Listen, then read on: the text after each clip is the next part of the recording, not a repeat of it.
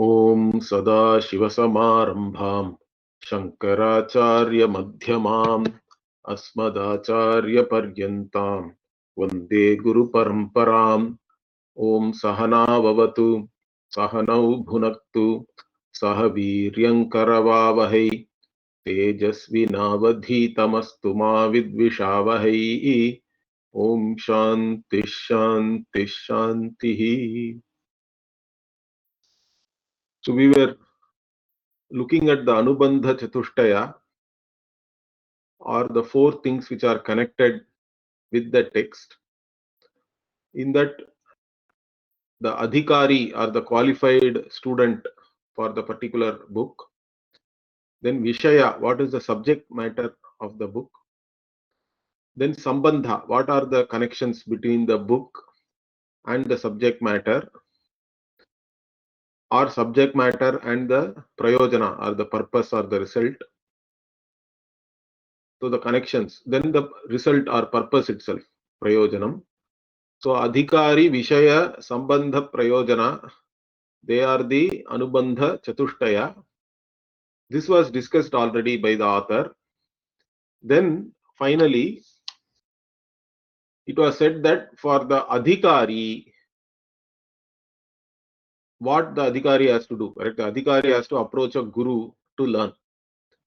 And when the adhikari approaches the guru also will teach out of compassion. There is no other reason actually for teaching. Now, the focus is on how the teaching is done. What is the teaching methodology? This is what we call sampradaya. So there is a sampradaya of teaching, we say. Means the sampradaya means how to teach, one should know. What is the methodology to teach, so that whatever the guru knows, the same thing has to be communicated through words clearly. And on hearing that, the Shishya also can gain that same knowledge. In the light of the words of the Guru, the Shishya has to see oneself. That is the purpose of study of Vedanta itself. Vedanta, we are not studying for gaining any degree, or it's not just a scholarly study also. Vedanta, we are not studying like any other subject matter. It has to be very clear to all of you. All other subject matters are revealing to us some object of knowledge. This object of knowledge we know by objectifying in our mind. That's how we have known everything. But Vedanta is talking about the subject, not the object. The subject to whom everything becomes evident. What is the nature of that subject? In fact, in our ignorance, we actually take the objects of our knowledge as the subject itself. We have certain wrong identity. That is the whole problem, in fact. So, the teaching itself is in the form of negation. It has to negate all your wrong notions about yourself and also give the right knowledge in the process. But the important thing to note here is, you are never an object of knowledge. You will never become an object of knowledge also. But you need not become an object of knowledge. That is the important thing, because you are self-revealing, self-existent, conscious being. So the only thing which the Shruti has to do is negate all your wrong notions and reveal your nature in the process. And then you don't have to objectify yourself to know, because even if I ask any of you, are you there? You don't have to objectify yourself to know that you are there, correct? You are always there. Only because you are there, you are able to use some means of knowledge and know something. So you are the subject, and your very nature is that you are consciousness. This consciousness is always awake. It is always shining. Everything becomes evident to this conscious being. The only problem is your body mind sense complex, which are all really objects of your cognition. You have identity with all these things. There is a self identity. Self is wrongly placed on all these locuses, okay, or loci, I have to say. Locuses is not good English, I think. Anyway, so there are many places where ignorantly you are placing the self. Now that has to be negated, that, and then it has to be clarified that you are always the seer. You are even the seer of the sight. You are the one who knows whether eyes are seeing or not, ears are hearing or not, nose is smelling or not, like that, or the mind is thinking or not. Everything becomes evident to you. That consciousness is you. Wrongly, you are placing the sense of I on your mind, on your body, on your sense organs. Then all the limitations of these things become your limitations. All their problems becomes your problems. And that is how there is samsara. This limited being is created when in fact you are the limitless consciousness. You take yourself as an embodied, limited, wanting being. That is your fundamental problem. It is like the all-pervading space taking itself as the part space. The part really cannot divide the space or anything. Understand that part itself is in space. But if the part space starts thinking that it is a limited space and there is one more part space which is bigger than this part space, I am only 2-liter part space, there is a 5-liter part space which is bigger than me. All these kinds of thinking is what is the human being's problem. So what you have to know is you are the space, indivisible space. Everything is in you, in fact. You are not a part space. You are not this limited individual. You are the consciousness in which even space-time is there. Everything is there in you. This is the knowledge which the Shruti is going to teach you. How will it teach? That is the biggest problem. Because it has to teach you something through words which cannot be objectified and which need not be objectified. And there is already an error which you are committing.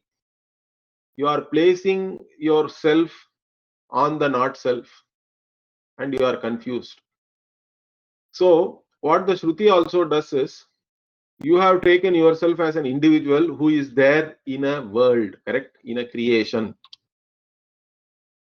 Now it has to address all these things, that you think you are an individual and you are encountering a world. Both has to be accounted for first. So what does it do? It does deliberate superimposition. And it is now introducing to you the cause of this entire world as Brahman. Brahman is Jagat Karanam. That itself is an Adhyaropa.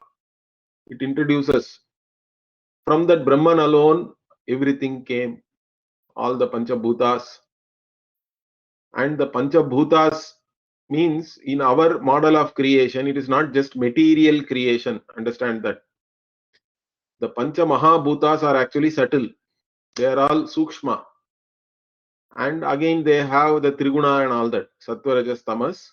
And how the Sattva aspect and Rajas aspect and Tamas aspect, they mix with each other and all that. That is called Panchikaranam. And then the Sukshma Bhutas, Thula Bhutas, all these things are formed. The subtle elements and the gross physical elements of these 5 elements, okay, they are created.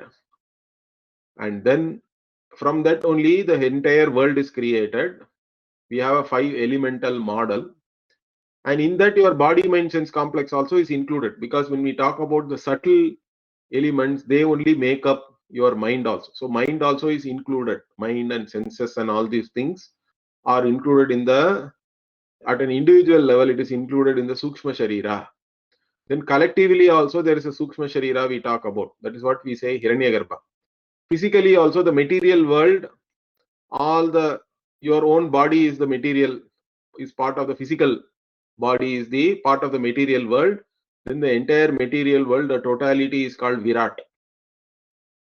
So for all these things there is only one cause, including your body mind sense complex.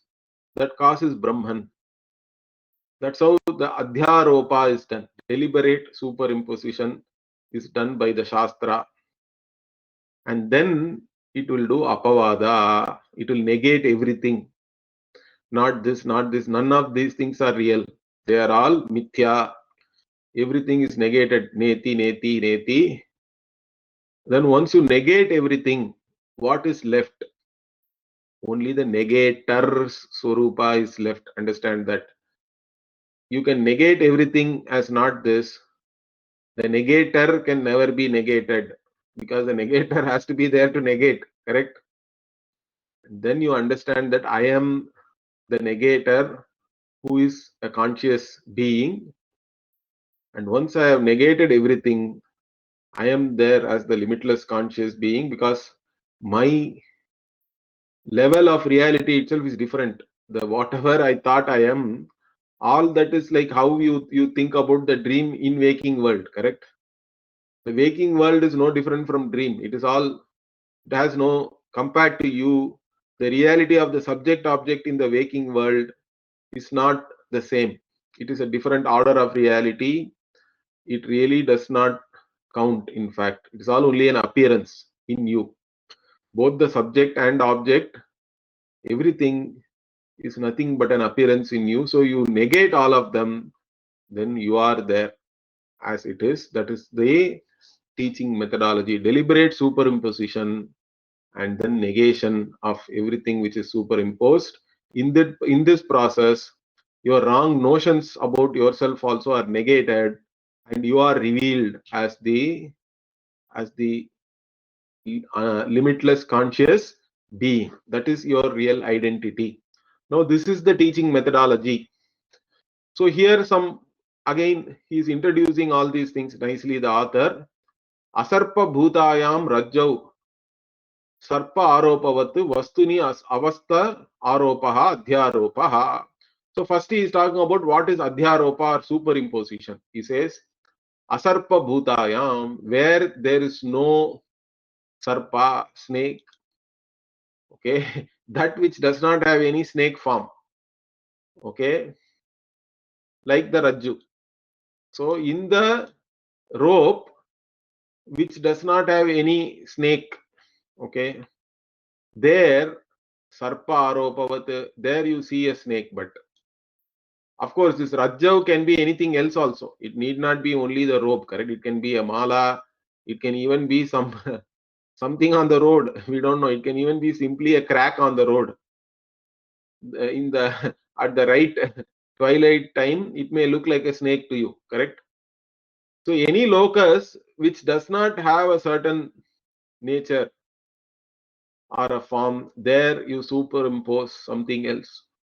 Simply put, Bhashyakara in the Adhyasa Bhashya to the Brahma Sutra, when he introduced the Brahma Sutra, he says Atasmin Tad Buddhi. That is called Adhyasa. Having knowing something as something else. Atasmin Tad Buddhi. So that's what, wherever there is no sarpa, like in the rope, you see the snake or the sarpa. Okay, that means you are superimposing that. Sarpa aropavat. Similarly, vastuni. Vastu here means Brahman or yourself.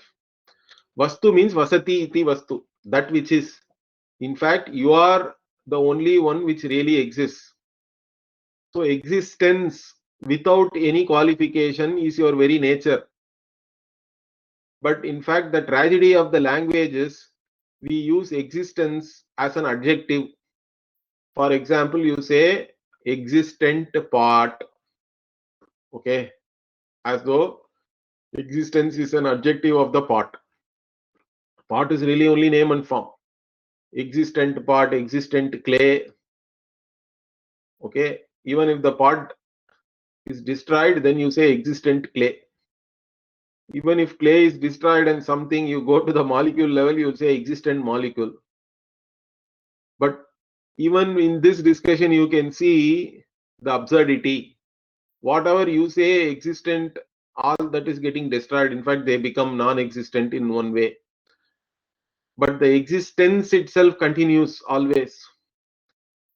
This is what Bhashyakara beautifully he argues in the there is a Gita verse in the second chapter, 16th verse. Nasato vidyate bhavaha, na bhavo vidyate sataha. Ubhayorapi drishtontaha, tvanayos tattvadarshibhihi, like that. For that, in that verse, there is a wonderful bhashya where he says that sadbuddhi never goes away. So there is a sadbuddhi, means is consciousness is there, correct?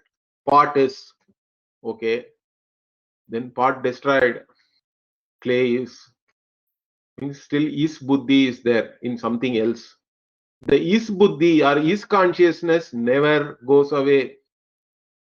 It is anuvritti of that is there always. It is the invariable. Is consciousness is invariable. Part is, clay is, molecules is, atoms is, like that.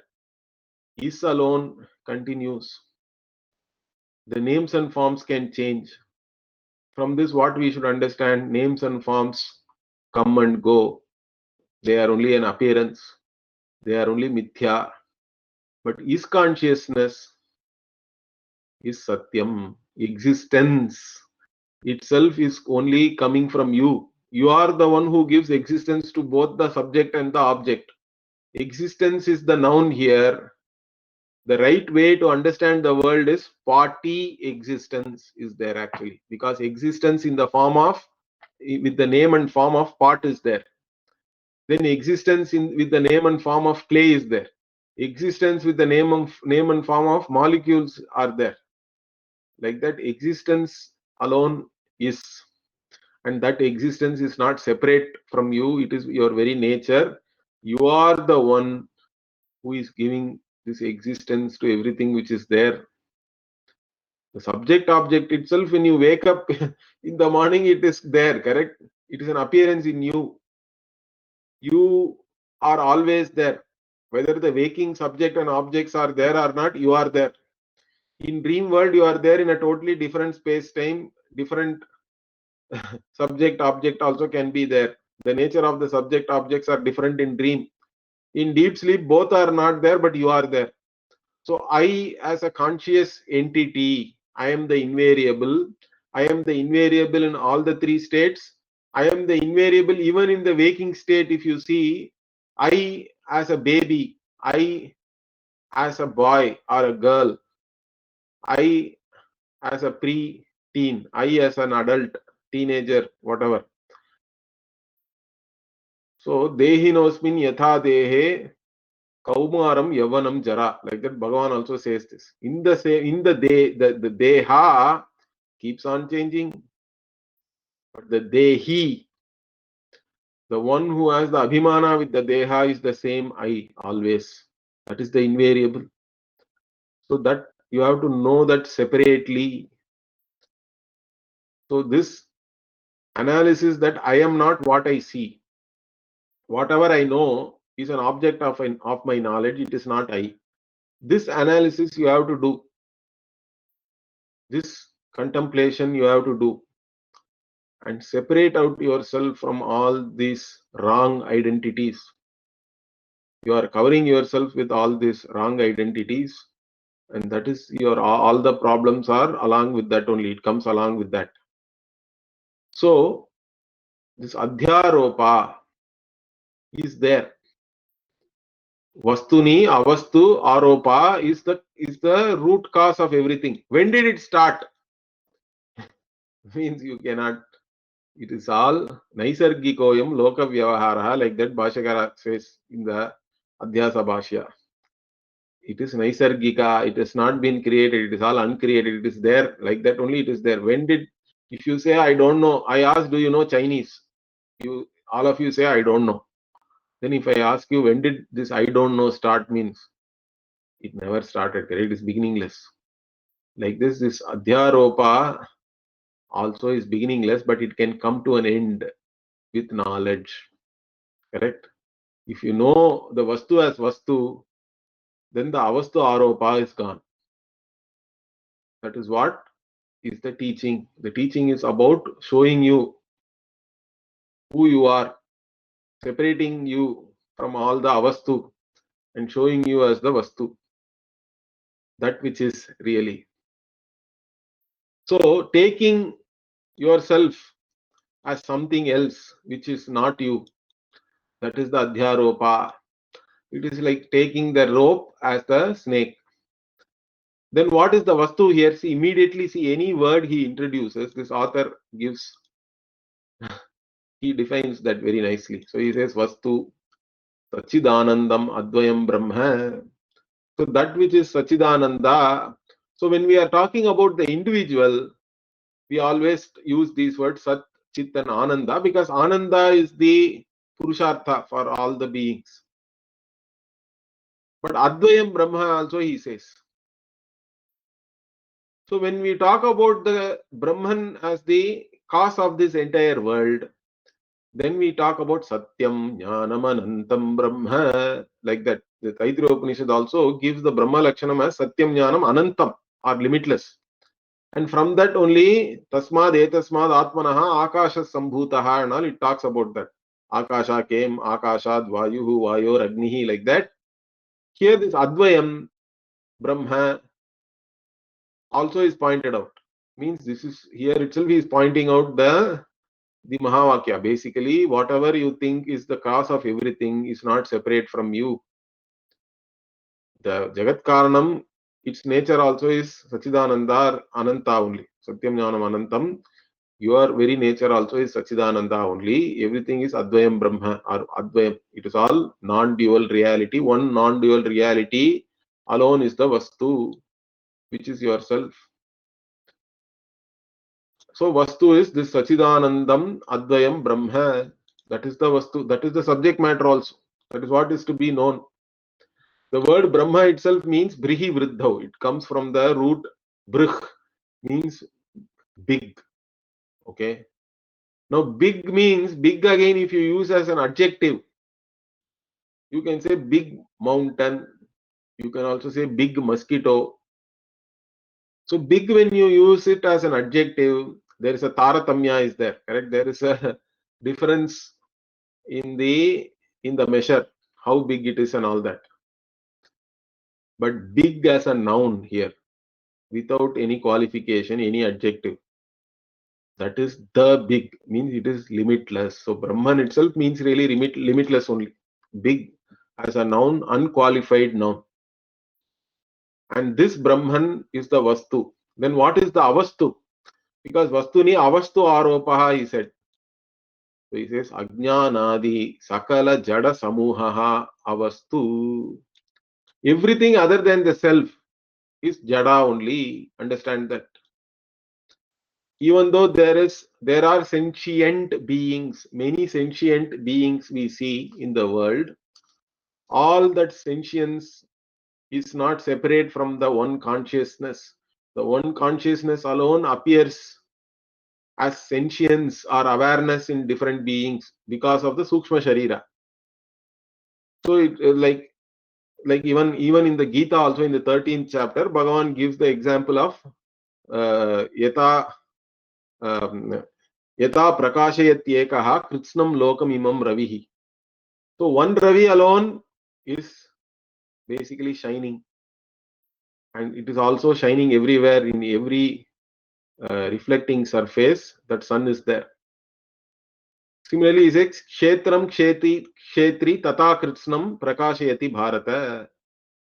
So Kritsnam Kshetram, all the Kshetras. The Kshetri is only one. Okay, the only one consciousness alone shines. So the everything, all the body, mind, sense complexes also, they are Jada only. They are all really insentient, but the Sukshma Sharira is capable of manifesting this consciousness. So that appears as though it is aware or sentient or conscience, but that is all the same. The same consciousness alone is appearing here also, like even the sun is appearing in a reflecting media, correct? So this we have to understand. So everything, in fact, all objects of your knowledge are all jada. But the tragedy is that because of ajnana, so one takes oneself as all this jada vastus. One has identity with that. So the vastu is not known, it is covered, and then the avastu is taken as oneself or the vastu, and because of that only all the problems are there. That's why it is also called ajnana, because of self ignorance. There is ignorance itself has two characteristics. One is it covers, the other is it projects. So there is a covering and there is a projection of whatever is not there.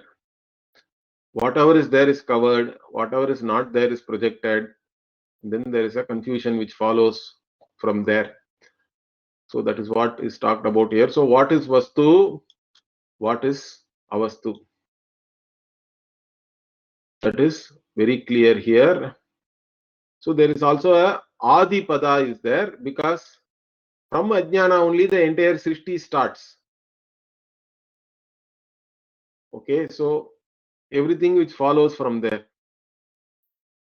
That's why ajnana adi also is there, etc. So from ajnana, then you think that there is a subject object division is there. Then everything else follows. Then you take yourself as karta bhokta. Okay, and then there is kama, desire is there. Then you have to do something for that.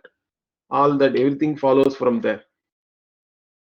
And this jada samuha, the entire insentient world,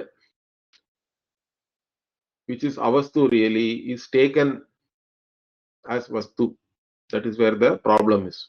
So further, since he used this word ajnana here, ajnanadi, he explains that also. Ajnanam tu. What is this ajnanam? What is the nature of this ajnanam? Means anirvachaniyam. So anirvachaniyam, many people translate it as inexplicable and all that. Actually, it is not inexplicable. Okay.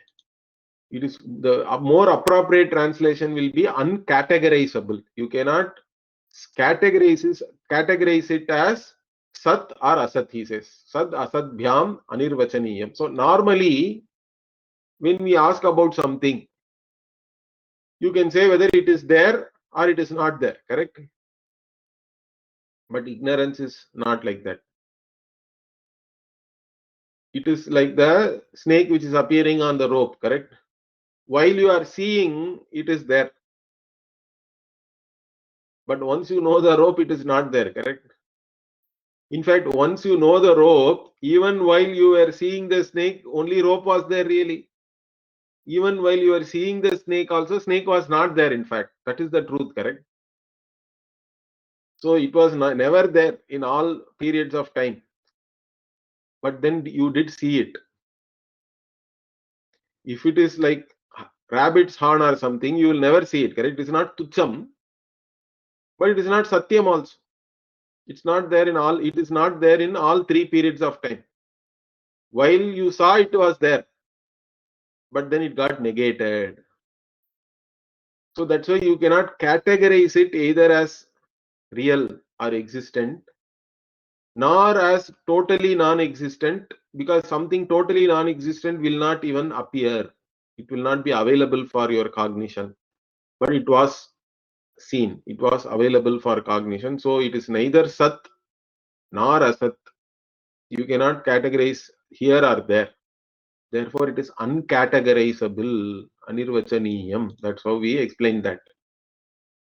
Inexplicable means I should not be able to even explain it, correct? That's not the right way, I think. So better to translate this anirvachaniyam as uncategorizable. In fact, it cannot be categorized in many different ways. In other texts and all, they talk a lot more. Here we are just seeing it as sad asat bhyam Even you cannot slot it into any type of binary categories. More discussion is there in some other texts. We will see those things later maybe. For now, you can understand that it is neither, you cannot categorize it as either existent or totally non-existent like that. Or it is called mithya also. That's why it is called mithya. Because there is a satyam and then we say tucham or something which is totally non-existent. Then mithya is in between. It appears but it is not there. And it is also trigunatmakam. It is made up of these three gunas, sattva, rajas, tamas. So how do you know it is trigunatmakam? What is the pramana means? He is now quoting the Upanishad also. We'll see that. Then it is also, since ajnanam uses this nanj. Nanj is the prefix, correct? The akara which comes in the beginning. Now the nanj pratyaya can come in two meanings. It can come in abhava meaning also, or it can come in virodhi meaning. Okay. So here, when we say ajnanam, or sometimes we say, so the itself, there are different examples you can give in the language, where both in the meaning of abhava or virodhi also you can say, something which is opposed. So in this case, this ajnanam means it is actually jnana virodhi, it is not jnana abhava. Actually, there are some people now who vehemently argue that this ajnana is actually jnana abhava and all that. But then that, although they are all Advaitins, we can respect them, but sometimes they go overboard with their arguments and all that. In fact, personally, I feel their methodology is only leading to more confusion, their way of teaching. For whoever it looks logically coherent, they can take it. But I don't think it is logically coherent. For the simple reason is, abhava cannot be even the cause of any appearance. Understand that. They have some confusion between satyam and mithya, I think, because when we say ajnanam as jnana virodhi, they give all sorts of nonsense opposition to that, like you are now made ajnanam into a category which is as good as Brahman, so the Advaita hani will come and all that. It is never like that. Although ajnanam is jnana virodhi, it is not at the same level of reality. That simple thing does not, they don't understand it, I think. So they actually think that by saying jnana virodhi, we are actually doing Advaita hani. Means what? We are actually going against Advaita. But when we say jnana virodhi, how you have to understand this is like the cloud is a virodhi of sun, correct? In one way, because it covers the sun. But the sun is covered by the cloud, means in reality it is not covering, correct? It cannot. Only from your standpoint, from where you are looking, the cloud is covering the sun. In fact, the cloud itself is seen because of the sun being there, correct? If the sun is not there, you won't even see the cloud. That's why we say pure consciousness only reveals both jnanam and ajnanam also, correct? I know, I do not know. Both are revealed by Shuddha Chaitanyam only. Shuddha Chaitanyam is avirodhi for everybody. For anything, it doesn't oppose anything. It will reveal both knowledge and ignorance. So when we say jnana virodhi, it is like the cloud which is covering the sun. In fact, due to the sun's heat itself, the cloud itself can dissipate. That is what we have to understand, correct? It is not at the same order of reality. So when we say this ajnanam is jnana virodhi or opposed to jnanam, we are not saying that it is another thing, and therefore the Brahman will have one more thing and the Advaita is no more valid and all that. That kind of a criticism is not really valid. And it is also bhava rupa, means yatkinchiditi bhava rupa, means what?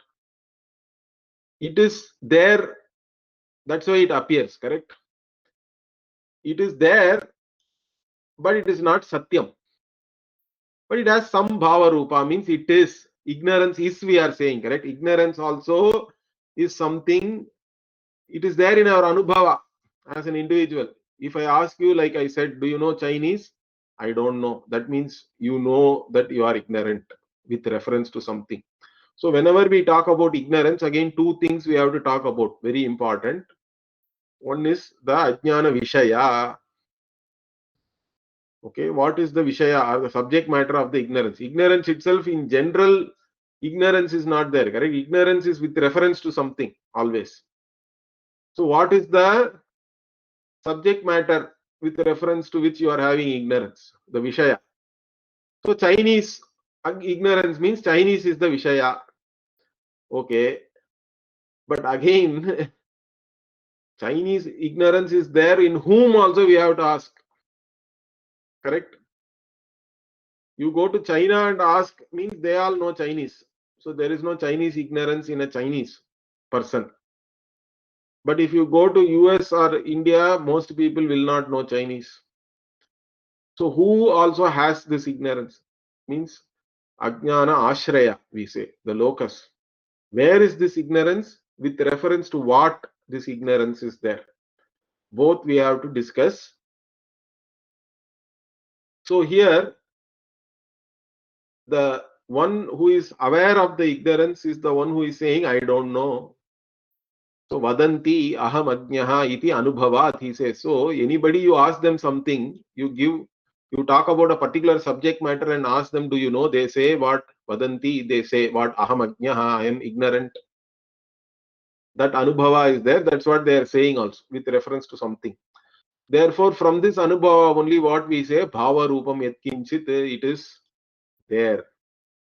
Of course, it comes to an end with knowledge, because it is jnana virodhi, it is opposed to knowledge, or knowledge itself is opposed to it. Okay. So when the vrittik jnanam takes place, again the jnana which approaches the ajnanam is not Shuddha Chaitanyam. Understand that. It is what we call the manovritti, whatever, whenever any jnanam or knowledge takes place, the mind takes the form of that object, we say. That is what is called manovritti. So when the mind takes the form of an object, that object itself becomes an object of the mind, and then ignorance of that goes away, because then the Chaitanyam also is manifest there in that state of mind or in the manovritti. So the manovritti only is the pramana, like that we talk about that. That is the explanation we give.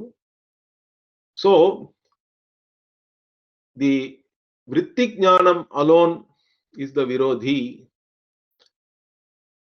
of ajnanam. That is why both vrittik jnanam and ajnanam are swanubhavam only. You know that you know.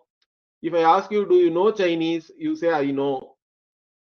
There, that I know you are able to say because that vrittik jnanam has taken place. Therefore, you can say, I know.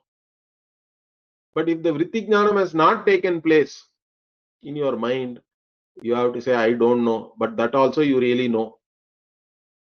That the one which knows both I know and I don't know is the Shuddha Chaitanyam. It is not opposed to anything. Understand that. So I hope I'm clear in all these things. Of course, if you have any doubts and all that, you can always ask me. This topic is slightly technical, but very important for you to understand these differences, because many well-meaning people also are confused in all these things. They use these terminologies loosely, or they quote some books or something. You read many things in social media and all that. Everybody talks as though they are an authority and all that, without having any clarity in these things, and then they'll end up confusing others also.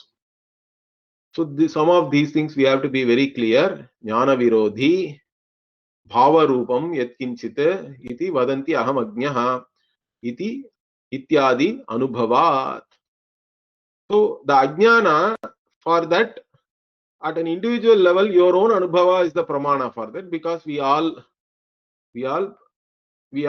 experience it directly. There is a pratyaksha pramana is there for ajnanam.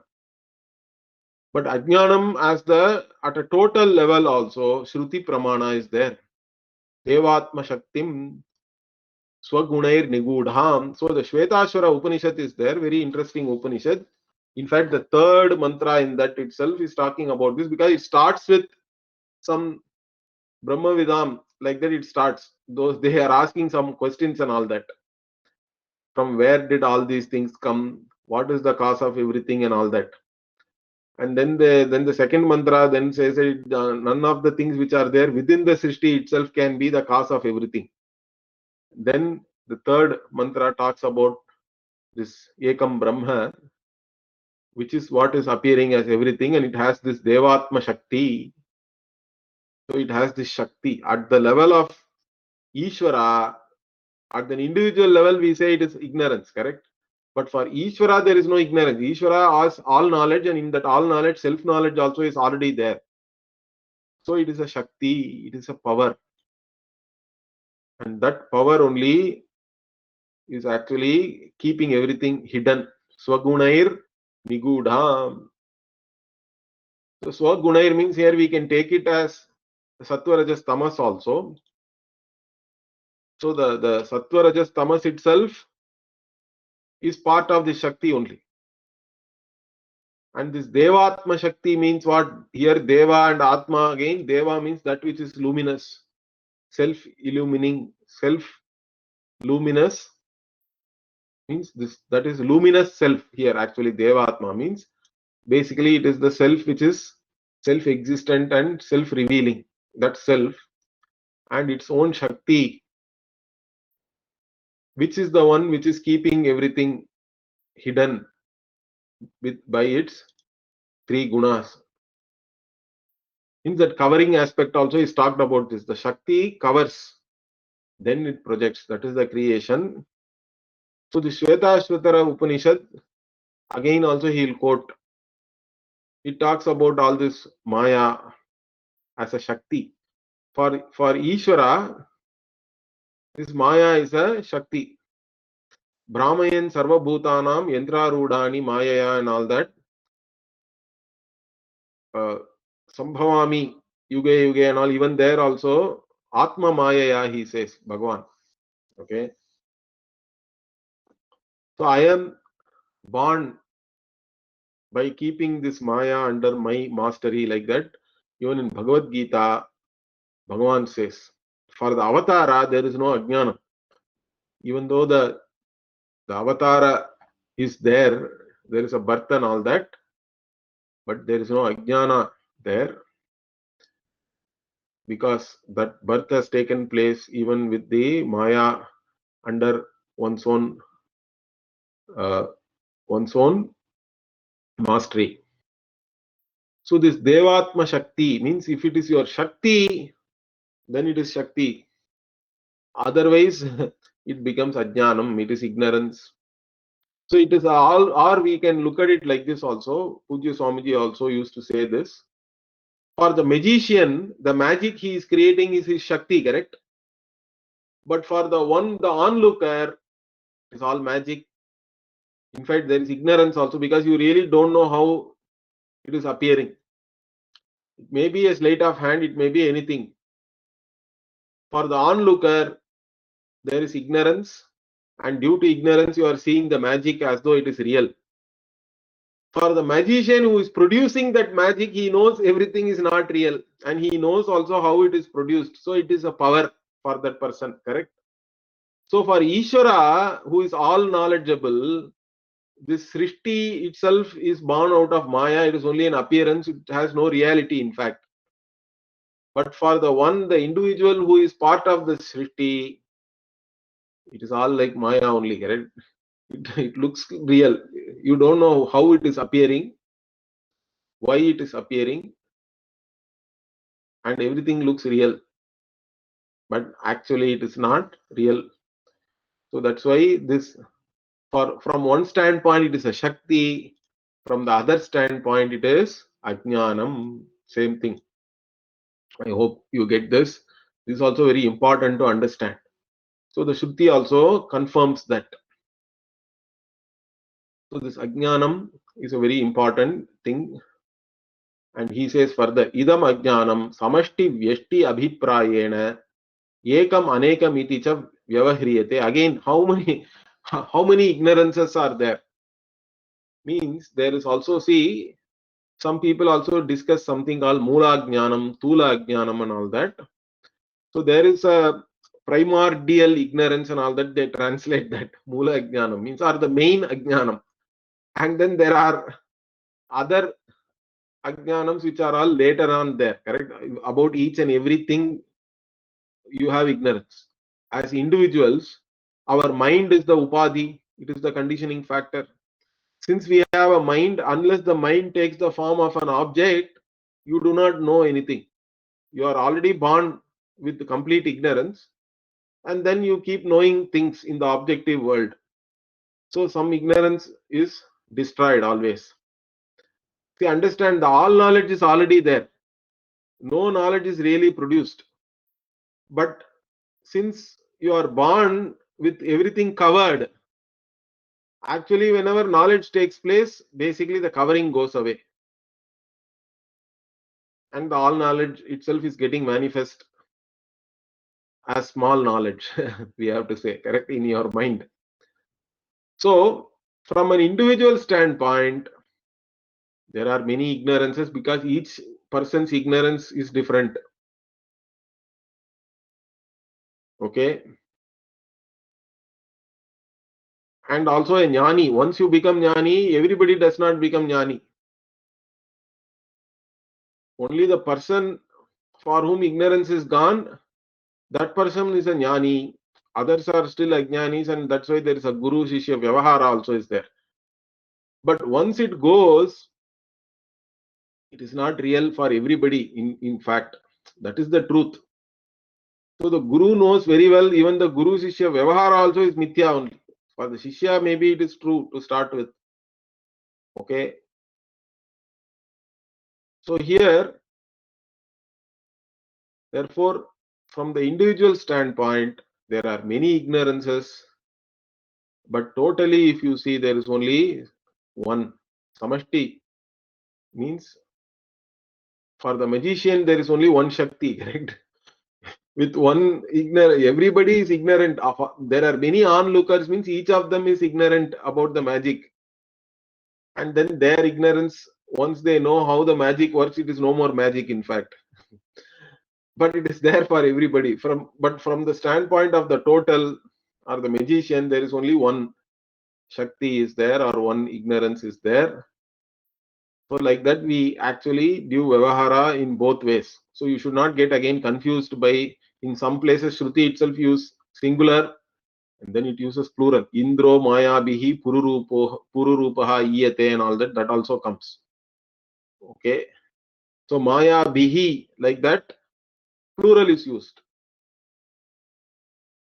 In other places, singular also is used.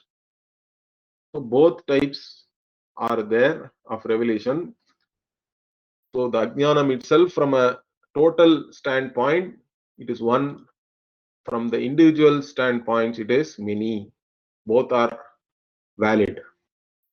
Okay. Okay. Tatha hi yatha vrikshanam samashti abhiprayena vanam iti ekatva vyapadeshaha yatha va jalanam samashti abhiprayena jalashayah iti तथा नानात्वेन प्रतिभासमानानां जीवगता अज्ञानानां समष्टि अभिप्रायेण तद् एकत्व व्यपदेशः अजाम् एकाम् इत्यादि श्रुतेः.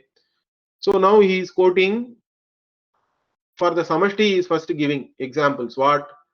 Although there are many trees, there is only one forest, correct? Vanam, or one wood. So one wood or one forest, like that we do Vyavahara, even though many trees are there. Similarly, there are water, means there are lot of water, many waters are there, but one reservoir alone is there. Jalashayaha, one lake or one reservoir. So like that, you can have nouns which are indicating the total as one. So therefore, what? Similarly, nanatvena pratibhasamananam jivagata ajnananam. So for each jiva, there is a separate ajnana is there. So it is all Nanatvena pratibhasamananam means what? That which is appearing as many in each and every jiva, individual. But from a total standpoint, samasti abhiprayena, tad ekatva vyapadeshaha, for that only one, it is talked about as one ajnanam. And for that he is again quoting the Shvetashatra Upanishad 4:5, ajam ekam, like this. That which is aja means it is taken as goat and all that, or that it is unborn, this maya, uncast by itself, but it has three varnas and all that it talks about. Okay, red, black, etc. And then it produces many different colors from that, but still it is all only really one and all that. Like that, this 4:5 is also a very interesting Shvetashvatra mantra. It is quoted a lot also, this Ajam Ekam itself. This Shruti is where the Ajnanam is talked about as one. Okay, so Ekatva Vipadesha is there. It is revealed as though it is one, but because there the standpoint is of the total Srishti itself, how it has come about. In that context, Maya or Ajnanam is talked about as only one. Okay. So further we will see next week. The same thing is continuing here. How this Ajnanam can be called as one and how it can be called as many also it goes. Even this Indro Maya Bihi Pururupa Iyate also is, whatever I quoted before, also is talked about. So how the Ajnanam can be one, how it can be many, there is a small discussion on that. We will continue this next week. Om Purnamadah Purnamidam Purnat Purnamudachyate Purnasya Purnamadaya Purnamevavashishyate. Om Shanti Shanti Shanti. Harihi Om Shri Gurubhyo Namaha. Harihi Om.